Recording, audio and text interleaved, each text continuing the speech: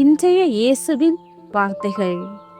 மத்தேயு நற்செய்தி 20ஆம் அதிகாரம் 28வது இறை வார்த்தை.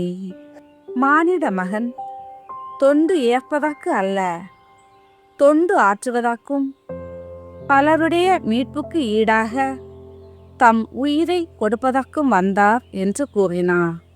வாழ்க்கை பயணத்தில் நாம் எப்போதும் முதல் ஆளாகவே இருக்க ஆசைப்படுகிறோம். அதிகாரம், அந்தஸ்து, பாராட்டு என நம்மை நாமே உயர்த்தி கொள்ள துடிக்கிறோம்.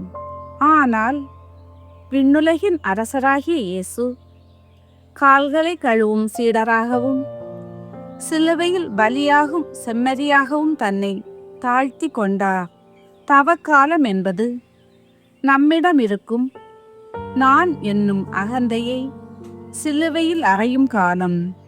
பிறர் நமக்கு என்ன செய்ய வேண்டும் என்று எதிர்பார்ப்பதை விட பிறருக்காக நாம் என்ன செய்ய முடியும் என்று சிந்திப்பதே உண்மையான கிறிஸ்தவம்.